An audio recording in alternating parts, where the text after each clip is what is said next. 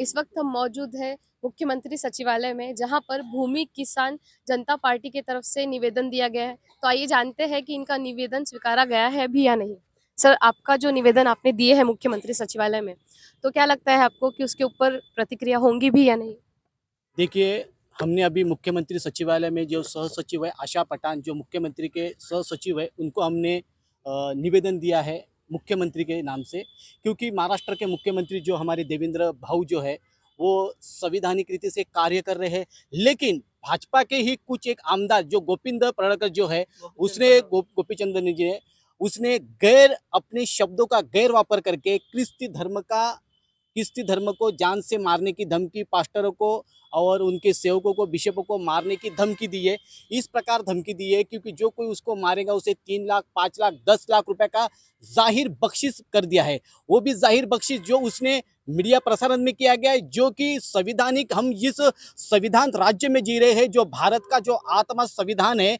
लेकिन कुछ जो आमदार ने, जो गोपीचंद ने जो वक्तव्य किया है, ये एक गुंडा प्रवृत्ति का और एक धर्म को ठेस पहुंचाने का उद्देश्य है। क्योंकि स्वतंत्रता में हम जी रहे हैं और स्वतंत्रता में हमें अधिकार दिया गया है। संविधान में कलम में हमें 25 में राइट्स दिया गया है कि हम अपनी मूलभूत गरजों को जी सकते हैं, हम उपासना कर सकते हैं, हम श्रद्धा कर सकते हैं, हम हर एक चीजों का हमें अधिकार दिया गया है। लेकिन अधिकार का हनन करने का राइट्स और अधिकार गोपीचंद को नहीं दिया गया था, गोविंद पडळकर को। लेकिन हमारा इसका जाहिर निषेध करते हमने मांगनी मांगी उसके ऊपर फौजदारी गुने दाखिल किया जाए और उसके ऊपर फौजदारी गुना दाखिल करके उसकी जो आमदार की रद्द किया जाए। और इसके वजह से सारे क्रिस्ती समाजों में दहशत का माहौल आ चुका है और हम विनती करते हैं सभी क्रिस्ती समाजों को कि हम उनके साथ में हैं। क्योंकि हम संविधान में जी रहे हैं, ना कोई जंगल राज में जी रहे हैं, ना कोई किसी के दबाव में जी रहे। क्योंकि हमें स्वतंत्रता दी है, हम स्वतंत्रता से हम जी रहे।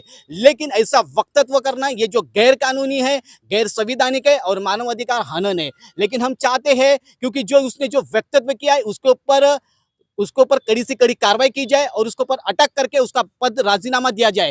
अन्यथा अगर ऐसा नहीं होता है तो भूमि किसान जनता पार्टी के ओर से और भूमि परिवर्तन शेतकरी शेतमजूर संगठन की ओर से और अन्य सामाजिक संगठन से हम हजारों की संख्या में रास्ते पे उतरेंगे। क्योंकि जो ऐसा किया हुआ जो अपराध है, ये गंभीर प्रवृत्ति का अपराध है।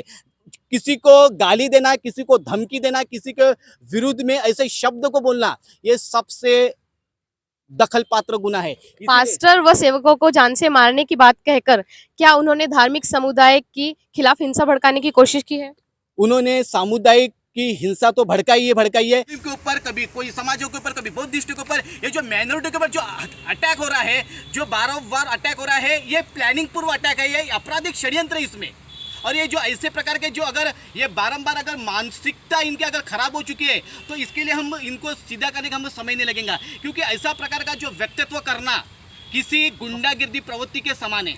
क्या लगता है आपको कि क्रिश्चियन धार्मिक समुदाय के प्रति सरकार ठोस कदम उठाएंगी भी या नहीं? अगर सरकार ठोस कदम नहीं उठाएंगी, हम उस न्याय व्यवस्था के ऊपर विश्वास करते हैं। जो न्याय व्यवस्था इतनी सक्षम है, इतनी मजबूत है, सरकार चाहे जो भी कुछ है, लेकिन न्याय व्यवस्था को हमको विश्वास है। हम न्याय व्यवस्था से हम उसकी हमारी मांग को पूरा करने के लिए हम सक्षम है। अगर न्याय व्यवस्था से अगर सरकार ने हमें आज हमने मुख्यमंत्री सचिवालय में आज हमने सहसचिव को आशा पाठक मैडम को हमने निवेदन दिया। हमने निवेदन पठान मैडम को इसीलिए हमने निवेदन दिया क्योंकि हमारी जो बातें हैं उस मुख्यमंत्री तक पहुंचे। अगर मुख्यमंत्री तक नहीं पहुंचने के बाद में हम न्याय व्यवस्था से, हम कानून व्यवस्था पर विश्वास करते हैं। क्योंकि न्याय सर्वसक्षम है और न्याय किसी को छोड़ा नहीं जाएगा। अगर उसको दबाने का प्रयास भी किया जाएगा तो न्याय व्यवस्था इतनी मजबूत है कि न्याय व्यवस्था किसी को भी नहीं पड़ेगा, क्योंकि न्याय सबके लिए समान है।